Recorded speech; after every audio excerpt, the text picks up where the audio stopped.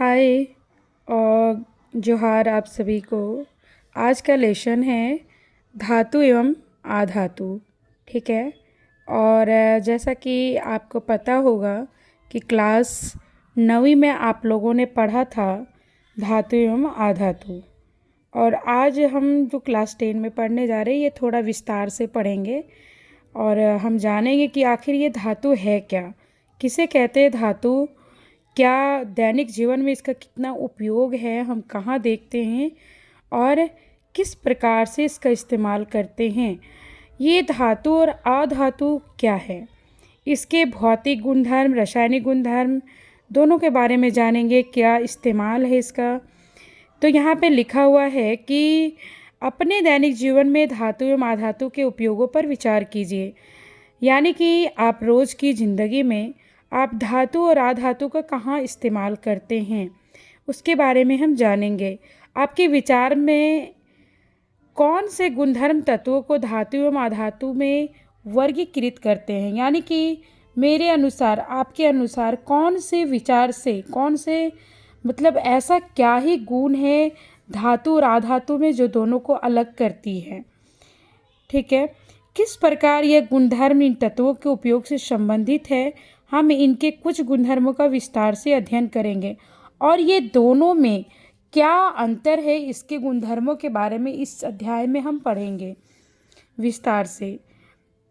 लिखा है भौतिक गुणधर्म, आप देख रहे होंगे लिखा है भौतिक गुणधर्म और इसके नीचे लिखा हुआ धातु, यानी कि मुझे धातु के भौतिक गुणधर्म के बारे में पढ़ना है। आपने पढ़ा होगा कि ये भौतिक और रासायनिक गुणधर्म क्या है, तो आज हम लोग धातु के भौतिक गुणधर्म के बारे में जानेंगे। लिखी है कि धातु इन पदार्थों के भौतिक गुणधर्म की तुलना करके समूहों में अलग करना सबसे आसान है।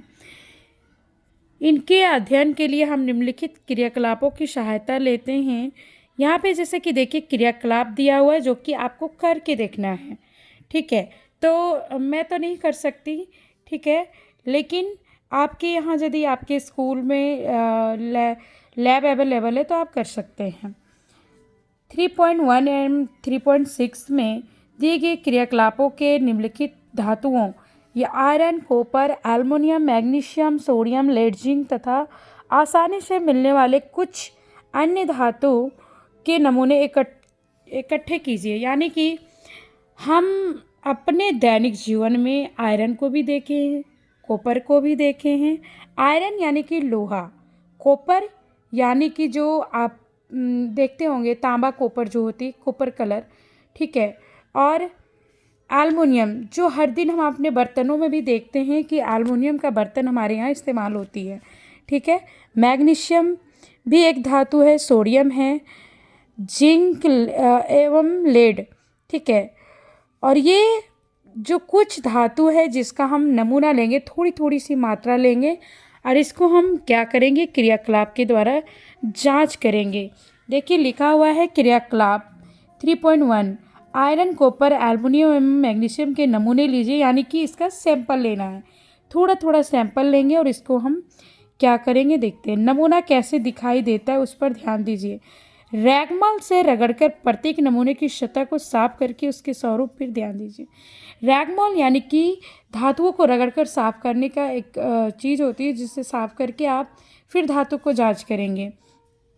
लिखा अपने शुद्ध रूप में धातु की सतह चमकदार होती है। धातु के इस गुणधर्म को धात्विक चमक कहते हैं।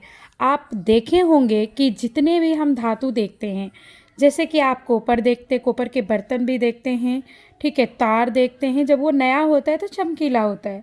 आप एल्युमिनियम के बर्तन लेते हो बाज़ार से तो वो नया में कितना चमकता हुआ नज़र आता है।